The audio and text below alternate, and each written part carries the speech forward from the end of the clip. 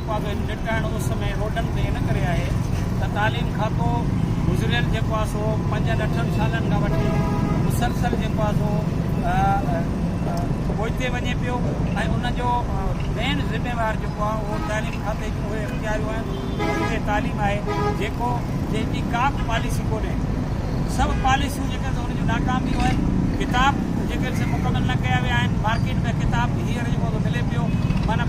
primary जो किताब 204 रुपए में मिले थो उनजी मंज़ूरी सिंध टैक्स बुक बोर्ड ॾेई विकिरो करे रही आहे ॿिए पासे ऐलान था करियो मुफ़्त में किताब फ़राहम कंदासीं असीं सम्झूं था त हीउ सिंध जे मज़लूम माण्हुनि जे बचनि सां धोखो आहे उन सां जेको आहे सो उन्हनि जी तालीम खसण जो बहानो आहे ॿाहिरि मुल्कनि खां एड वठी ऐं तालीम खे हथु वठी तबाह कयो थो वञे ऐं उनजी सॼी ज़िम्मेदारी सरदार शाह ते अचे थी अहिड़ो माहौल हू पैदा करे रहियो आहे जंहिंमें इख़्तिलाफ़ हुजनि जंहिंमें उस्ताद परेशान हुजे मुसलसल उस्तादनि जी हिरासमेंट आहे STR तहत माना उस्ताद ऐं शागिर्द रेशो उनखे साम्हूं रखी जेके तव्हां भर्तियूं कयूं सभु तव्हां शहरनि में कयूं हिकिड़ी भर्ती जेका अथव 2-2 लख रुपए ते तव्हां कई ऐं उन ऑर्डर ते तव्हां लिखियो त 3 साल ताईं उहे माण्हू उहे उस्ताद जेके ॿाहिरि ॿिए पासे बदिली कोन थींदा वरी उन्हनि उस्तादनि खे तव्हां ट्रांसफर कयो आहे सीनियर उस्तादनि खे ट्रांसफर कयो आहे ऐं तव्हां वरी ॿोली अहिड़ी पिया ॻाल्हायो त बाबा जेके 1990 खां वठी उमरकोट में जेकॾहिं ॿिया उस्ताद रिटायर थिया जाम साहब जाम सादिक अली जे दौर में 90 जा माण्हू भर्ती थिया त तूं सियासी उन मामले खे तूं सॼी क़ौम जे मथां लागू छो थो करी तूं उनखे साम्हूं रखी भला मूंखे ॿुधा त 93 ऐं 96 में त मोहतरमा जी हुकूमत रही आहे उन में अब्दुल्ला शाह जेको तालीम वज़ीर आला हो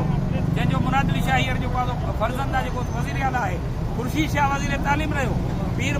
मज़हर जेको आहे तालीम जो वज़ीर रहियो उहे सभु न आयलो आहे जिन माण्हू उन्हनि तहत जेके माण्हू भर्ती कया हुआ अॼु बि जेको नओं उस्ताद तव्हां भर्ती कयो आहे 2001 में टेस्ट वठी तव्हां हुनखे ऑर्डर जेको आहे 2002 2003 में ॾियो पिया 3 साल उन्हनि जो तव्हां जेको आहे उहो टाइम ज़ाया कयो आहे ऐं फिलोर ते बि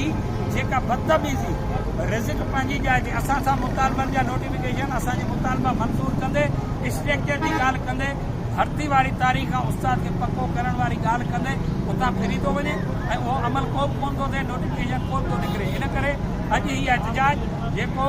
कारक झंडनि खां जेको 2 तारीख़ खां 4 तारीख़ ताईं हो अॼु जेको तालुकनि में ही मुज़ाहिरा आहिनि सॼे ज़िले सागर जे हर तालुके में मुज़ाहिरो आहे ऐं पूरी सिंध में ही मुज़ाहिरा आहिनि जेकॾहिं अञा बि सरदार अली शाह अञा बि जेकॾहिं हुनजी पार्टी जी क़यादत बिलावल भुट्टो ज़रदारी साहिबु ऐं हुनजी क़यादत जा जेके मेन माण्हू आहिनि ऐं या त चीफ जस्टिस सिंध इहे जेकॾहिं हिन शइ जो नोटिस न वठंदा त तइलीम में हीउ जेको तज़ाद हीउ जेको नुक़सानु थिए थो